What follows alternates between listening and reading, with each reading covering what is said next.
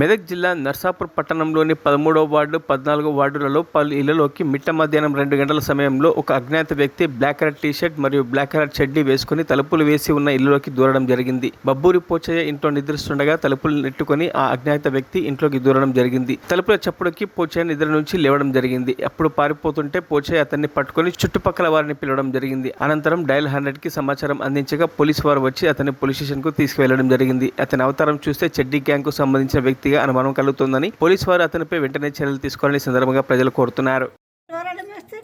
ఏం పేరు నీ పేరు? నవీన్ సార్. ఎవరు? ఇట్లం సార్.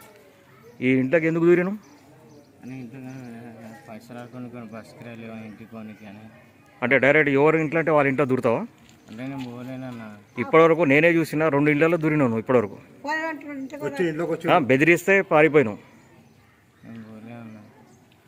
ఎంతసేపటి నుంచి తిరుగుతున్నావు ఈ గల్లీలను? ఇప్పుడు వచ్చాను ఒక్క గంట గల్లీ.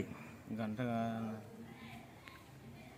కొంచెం దగ్గర పండుకున్న ఇంట్లో ఉన్నా డోర్ తీసుకొని లోపలికి వచ్చేసుకోండి. ఇక మళ్ళీ చూస్తాక మళ్ళీ బయటికి మళ్ళీ రిటర్న్ వచ్చేసుకోండు. ఏ అంటాక మళ్ళీ బయటకు వచ్చి పట్టుకుని తలపే మన కొట్టిండా లేదా డైరెక్ట్ వచ్చిండ? డైరెక్ట్ వచ్చి లేపినాడు. లోపలికి వచ్చేసిండే. ఇంట్లోకి